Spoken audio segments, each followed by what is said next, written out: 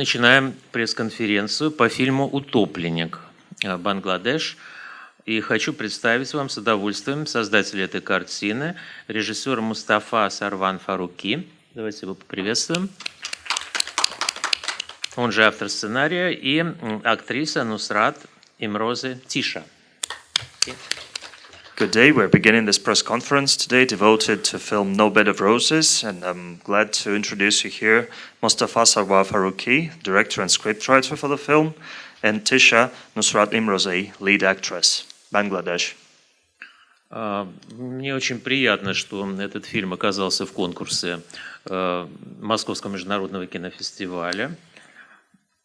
У нас не так часто бывают в конкурсе, да и вообще в других программах фильмы из Бангладеш.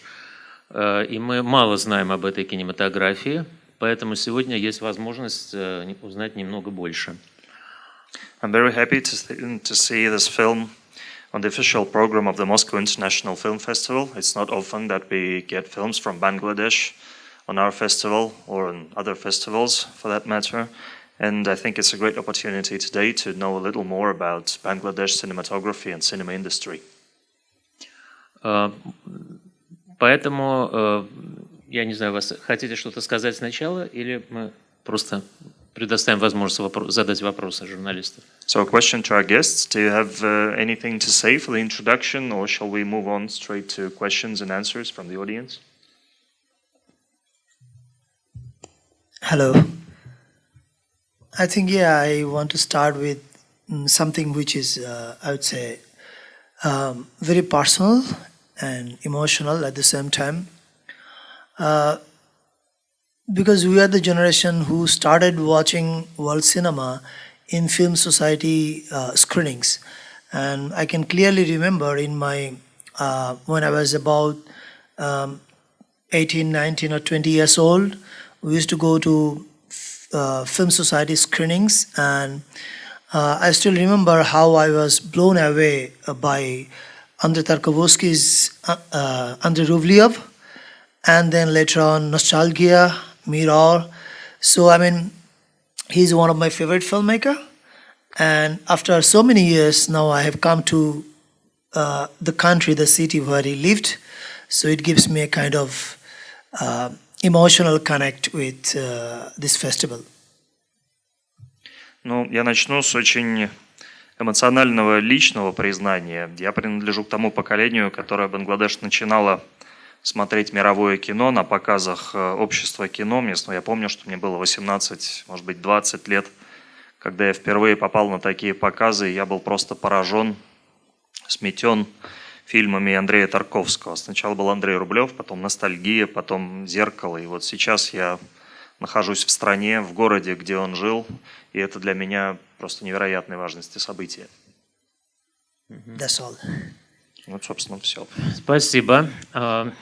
Очень приятно это слышать, и надо сказать, что такого рода высказывания мы слышим от многих кинематографистов из разных стран, что позволяет нам сделать вывод о том, что влияние кинематографа Андрея Тарковского продолжается сегодня, даже спустя столько лет после его смерти. Thank you. It's very pleasant to hear this, and we have heard similar words from many filmmakers from all over the world, and it's very nice to see that the impact of Tarkovsky still continues even on today's generation of filmmakers, even after all these years. Yeah, it really does. Да, действительно продолжается. И поэтому я задам именно в связи с этим вопрос нашему гостю, господину Фаруки, о том, как он видит сегодня, вот в сегодняшней ситуации, перспективы авторского кино. Считаете ли вы свой фильм авторским? Ну, мне кажется, что он таким является. И какие задачи вы ставите перед собой именно как автор, отражающий, не только отражающий современные социальные проблемы или вообще какие-то проблемы, но также делающий кино с его уникальным языком высказывания. So this is a question to Mr. Farooki. How do you see the prospects of authors' films, of art house films. Do you consider your film like a sort of art house and author's statement? And how do you see the work, the prospects of the author? So you're talking about social and other problems in your films, and how do you see the development of your cinema language, for example? I mean, yeah, if you look at the world right now, art house cinema or author cinema is really facing a very difficult time ahead. I mean, in terms of making a film, it's not very easy. Even if you can make a film, it's not very easy to take it to the audience. I mean, the exhibition and distribution system have made things really, really very difficult. But you know, I come from a country which has a huge population. I mean, this population is, it's a curse at the same time, it's a blessings as well. Somehow, the kind of film that I make really enjoy a huge audience following, because we have got a huge middle class, young audience who wants to see really author stuff, and this is really a good sign for our cinema.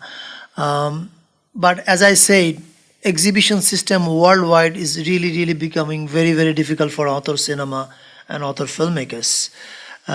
But we'll have to keep fighting. You know, festivals like Moscow and some other major festivals, you know, festivals can really play an important role in this regard. Ну да, должен сказать, что у авторского кино оно сейчас встречает большие проблемы. Мне кажется, его ждет довольно трудное время. И я считаю, что сейчас создатели фильмов, особенно авторских фильмов, у них есть проблемы с тем, чтобы донести свои фильмы до аудитории. Во многом это из-за сложившейся системы дистрибуции и кинопоказа, проката. Но должен сказать, что в моей стране, во-первых, у нас огромное население, очень большое количество населения. Это одновременно и проклятие, и благословение, я считаю. Аудитория у нас огромное, количество зрителей огромное, очень большой и средний класс. И в том числе это, я считаю, для нас, для авторского кино, для кино вообще, это хороший знак. Но на международной арене сложившаяся система проката и дистрибуции, из-за нее довольно трудно фильму достичь широкой международной аудитории, особенно авторскому фильму. Пожалуйста, у кого есть вопросы по поводу фильма? Да, я вас слушаю. So questions from the audience about the film? Щукина Василина, Голливуд Репортер. Спасибо за хорошее кино. Ваш фильм получился безумно ярким. По цветам, я имею в виду. Это был своеобразный гротеск. Расскажите, пожалуйста, это ваш какой-то художественный прием, чисто ваш, или это характерно для не только этого фильма, для всего вашего творчества? So this is a question from Hollywood Reporter. Thank you for this great film. It's very bright, meaning very bright in colors, almost to the point of grotesque. Was it like a deliberate move for this film specifically, or is this characteristic of all of your films? Well, I mean, if you refer to the Hollywood Reporter's great review that we just had yesterday, then I think there is a problem with the projection. The film was where the Hollywood Reporter critics watched the film. The projection was not really good, so it casted a lot of saturation. Originally, our film is really very naturalistic color tone, so it is a problem with the projection.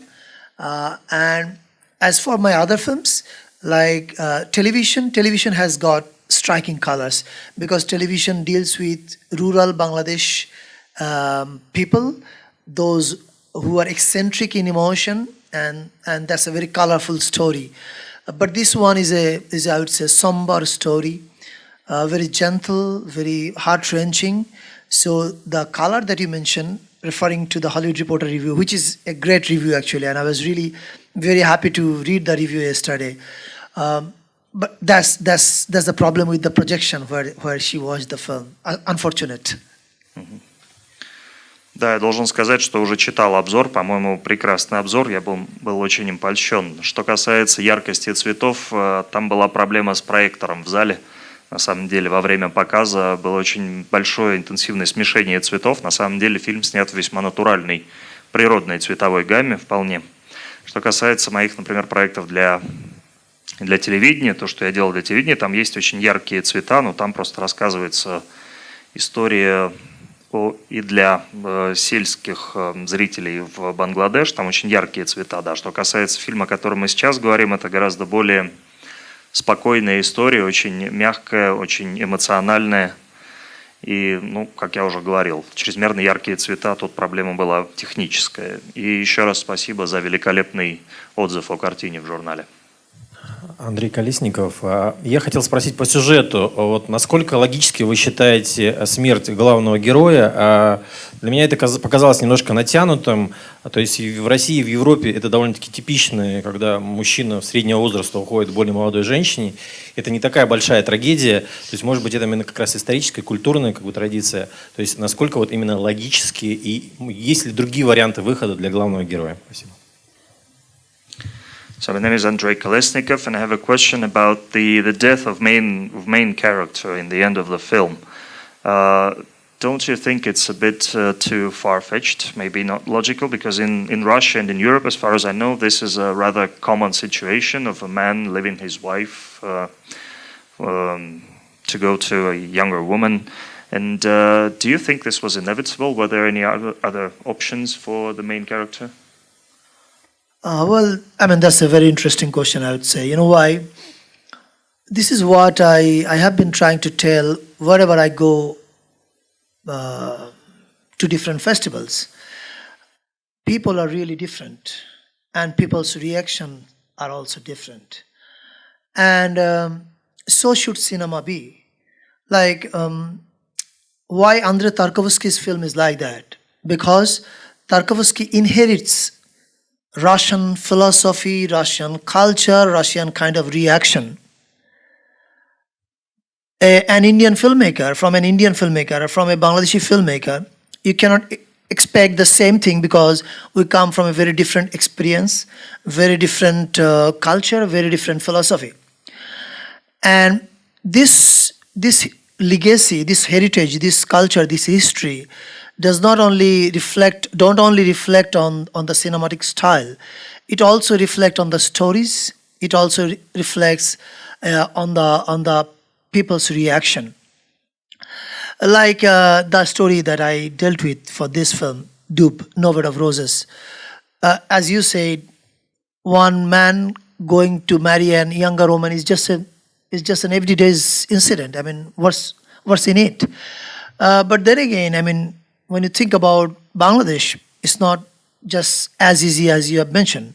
Well, it is easy if that man would have married just a younger woman, but that man married his daughter's friend. In Bangladesh, it is like a taboo thing. You are marrying your daughter's friend is not a very easy thing. Even for Europe, I don't think it's very easy if you marry your daughter's friend. I mean, then you have a real difficult relation with your daughter. You might have. I have got some European friends. So from them I heard that it's not as easy as it sounds. But in Bangladesh, since we come from a very conventional society, marrying daughter's friend is really, really big taboo. I can give you one example. Maybe translation. Oh, translation, please, yeah. Then I finish it. Вопрос очень интересный, спасибо за него. Я на самом деле уже высказывался на ряде фестивалей, где мы показывали фильм. Но должен сказать, что люди все очень разные, их реакции разные. Мне кажется, таким должно быть и кино, которое снимается. Вот если вспомнить, опять же, Тарковского, почему он снимал именно такие фильмы, потому что это в его крови, это в его наследственности. Он унаследовал российскую культуру, российские какие-то паттерны реакции, российскую философию. То же самое в Бангладеш. И у нас очень разные два общества, конечно. И вот это наследие, то, что мы впитываем, наша культура унаследованная, все это отражается не только на кинематографическом стиле, но и отражается на реакциях главных героев. Должен сказать, что да, конечно, в Бангладеш это наверное, гораздо труднее, когда сложнее дается ситуация, когда мужчина уходит к молодой женщине, но здесь ситуация осложняется еще тем, что это не просто молодая женщина, это подруга, лучший друг его дочери, лучшая подруга его дочери. И это такое довольно большое табу в Бангладеш. Да, на самом деле не только в Бангладеш, я думаю, что и в Европе ситуация очень сильно усложняется, когда женщина, которая уходит, мужчина, это лучшая подруга его дочери. У меня есть европейские друзья, с которыми мы обсуждали фильм, они точно так же мне говорили, что, наверное, и для них это была бы ситуация совсем нелегкая. Бангладеш общество очень традиционное, очень консервативное, поэтому там эта ситуация сложнее вдвойне. And if I may add something to this, the film is still suffering at the censor board of Bangladesh, arguably because the film has some resemblance to a living legend. He just died, to a legendary Bangladeshi writer, and his name is Humayun Ahmed. If you Google, you will find that he's like a demigod in Bangladesh. He had similar kind of incident in his life. He married his daughter's friend, and it became a talking point in Bangladesh. Everybody had an opinion, positive or negative. Everyone from Bangladesh has an opinion about his marriage. Somebody said, you should not have done this. Somebody said, well, this is his life, he could have done this. So if you think about my film as well, the central character, he's a celebrated filmmaker, and his life is not he's not an individual. Nobody knows him. It's not that. Everybody knows him. So if you are in that public spotlight in Bangladesh, and if you marry a daughter's friend, what happens to that man and all the people involved is really, really tragic, even more tragic than what I showed in my film. Да, должен сказать, что у фильма сейчас, сказал бы, трудная судьба в Бангладеш, потому что там есть история, очень близко напоминающая то, что изложено в фильме. Недавно в Бангладеш умер легендарный абсолютно писатель, статус у него был практически полубога. Я, к сожалению, не очень раз слышал его фамилию и имя, но в стране у него был статус практически полубога, он недавно умер, и у него была как раз такая ситуация, он женился на подруге своей дочери. Как только он это сделал, он стал объектом сплетен и разговоров по всей стране. У каждого буквально жителя Бангладеш было свое мнение по этому поводу. Кто-то говорил, что так делать было нельзя, кто-то говорил, это его жизнь, он может делать что угодно. Главный герой фильма – очень известный кинорежиссер, деятель киноиндустрии. И его поступок, опять же, он не просто человек, обычный человек, он находится постоянно в фокусе общественного внимания, все время под светом прожекторов. И ситуация, в которой он ставит себя и людей вокруг, становится еще более трагической именно из-за этих обстоятельств. А что вы думаете по поводу вот этой ситуации в фильме, в котором вы оказались заняты как актриса? Как вы лично относитесь к вот этой сложной проблеме, которая здесь представлена? Я имею в виду поступок главного героя и та ситуация, в которой он оказался, и, может быть, с точки зрения женщин, героинь фильма, как это выглядит? So my question is to Tisha, the lead actress. So what do you think of this situation that is shown in the film? What is your personal opinion as an actress and perhaps as a woman involved in this film? What do you think about it? Hello everyone. Thanks for the question. It's not an easy thing for a daughter, which my role. It's not an easy thing for a daughter in Bangladesh that to adjust in this situation. It's really not easy for Bangladeshi woman, Bangladeshi daughter or wife. Second marriage is okay, normal in Bangladesh and in worldwide everywhere.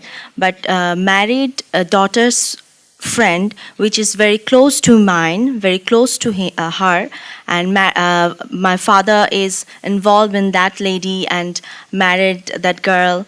In that situation, no daughter, no one can adjust with that girl, or no one can stand in front of his dad. So it's little bit very awkward situation, very breathless situation, I think so. Да, спасибо за вопрос. Я думаю, что ни одной, наверное, дочери в Бангладеш или где-либо еще не было бы легко в такой ситуации находиться. Конечно, ситуация сама по себе нелегкая, непростая для женщина из Бангладеш. Ну, что касается, в принципе, второго брака, развода и второго брака, это нормальная ситуация в Бангладеш, как и везде в мире, я думаю. Но здесь вот все сильно усложняется тем, что человек, отец моей героини, женится на лучшей подруге моей героини. И думаю, что и в Бангладеше, где-либо еще, ни одна дочь легко бы не смогла справиться с этой ситуацией, не смогла бы легко смотреть в глаза отцу и подруге. Это очень, в принципе, неловкая, очень смущающая ситуация. Да. Прошу вас.